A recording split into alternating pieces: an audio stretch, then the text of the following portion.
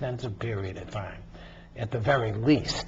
And depending on if we were drinking in a social setting, they could have got killed. Right. That happens a lot. And that's scary. A lot of transgendered individuals have been murdered for that very reason.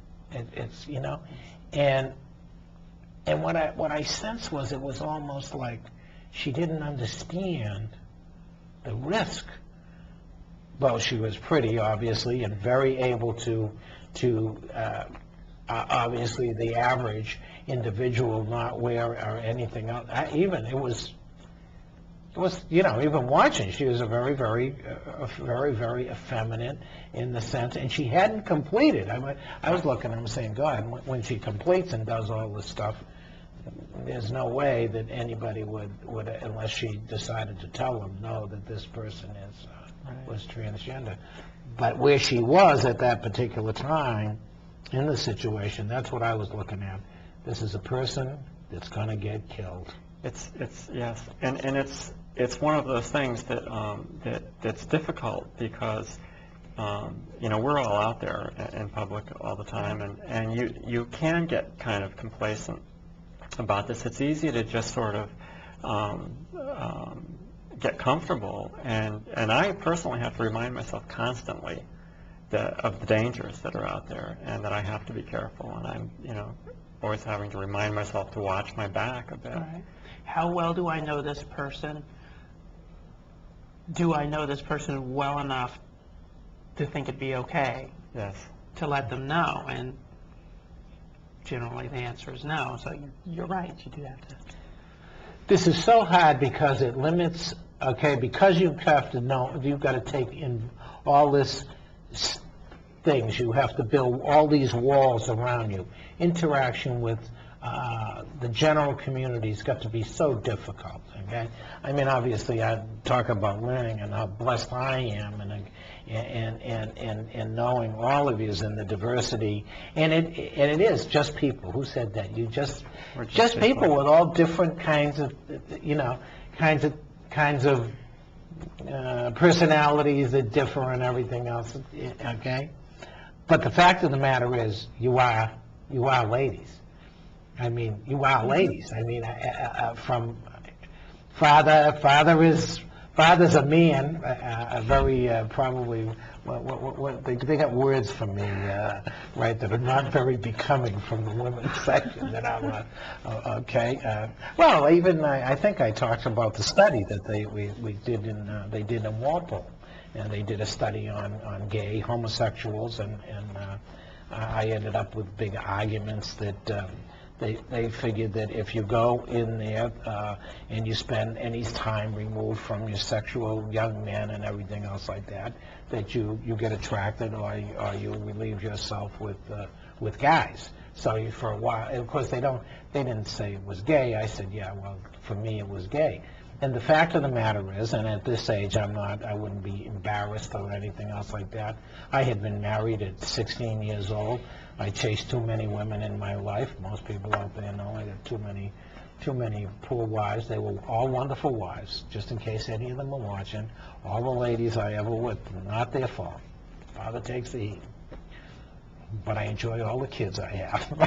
So, but from that perspective, there was never any interest, ever, any interest in a guy's a guy. I don't know. In fact, I don't know to this day what women see in guys, because I really don't. But I was raised in a all male environment. My mother was but we were all men. I didn't have sister and all that kind of stuff, and of course I had aunts and stuff like that. But it was a very predominantly male Italian family, which meant macho and. You know, so it was all right to have girlfriends and run around. You're supposed to do that. I enjoyed doing that when I was young. I have to confess, God forgive me. I probably would have been with the Mormons that they just arrested here not too long ago. I mean, have a sense of humor out there. Take it easy. Okay? It's difficult. We know you're not a polygamist. Well, I married him at different times, yes. But I'd take them all back. Well, I'm not even, oh God, no, I am not, as a Catholic Church, I'm a Roman Catholic, no, I got divorced, and for those of you who don't know, some do, some don't. Annulled. So I've never even been married as far as the church goes, which is silly. The rules of the church, right? The club says I was married so young that was annulled. And of course, the church does not recognize civil marriages. The Roman Church does not. I don't know about other churches, but the Roman Catholic Church does not recognize any civil marriage. That's why we had many popes that had kids. Did that theologian just fall off the couch? The Roman? Was that the bishop out there watching me, right? Yeah, come on, let's go. Let's talk about all the Pope's kids. Right? We go back to the Medicis and all that stuff. We might have had a woman as a pope. Do you know that? I said, any of you theologians that go on? And just my shot at my club. I'm waiting for the Pope to send me a letter that I'm excommunicated. Oh, he was called a Nazi on this show, do you know? By a wonderful Lily, right? And she got all upset. She apologized to me. Father, I didn't mean to. I said, well, you're right.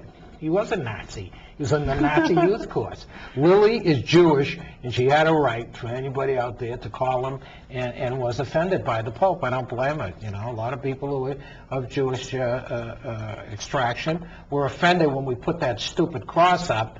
It's not a stupid cross, it's our cross, but at Austerwitz, a Jewish memorial. I mean, boy, talk about insulting. You want to read a good book? My friend, Father Carroll, I just senior moment, Joseph Carroll, Constantine's Sword, okay? Everybody should read the book, Constantine's Swords, okay, by Father Carroll. We'll tell you about the Roman situation.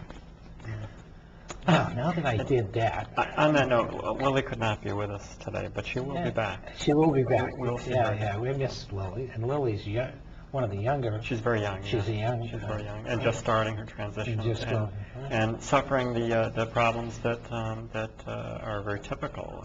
Employment, right? When we're talking about the employment situation. Oh, my goodness, right. Yeah, all those things, yes.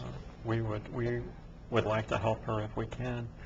And that is another project we're working on, which we talked about briefly last time. One of the things, if any employers are out there and really do not have any trouble, we have the website or their website. I wish you would get in touch with T.a.L.L. and tell them that you hired transgender. They got some people who are really... One of the things that I have to say is the intelligence level is definitely... up there with your group. There doesn't seem to be any box of rocks. Thank you. It's an interesting statistic, and there may be people that would argue this with me, but statistically, transsexuals have IQs that are 30 points higher than the norm. I believe that people say, oh, you shouldn't get into that stuff, but the intelligence level. Two places in the prison movement back in the 60s, and as it went into the 70s, two places it started, California and New England. We were really the first, and of course New York, Antarctica. But as far as true organizing, okay, with unions and everything else, we were big in New England. And the fact of the matter was the intelligence level was higher in our prisons than any place else in the country. Okay, our average prisoners were running around 5th grade level. I mean, that doesn't seem like a lot, but when you're talking about box of rocks like we were, that's high, all the way to college level. But the medium was around 5th, 6th grade, which was several years higher than almost every other prison in the country, except for California, which had the same, again, level of right around 5th or 6th grade. And they were the places that were had the most organizing and developed the unions and right suits and all that come out of those areas.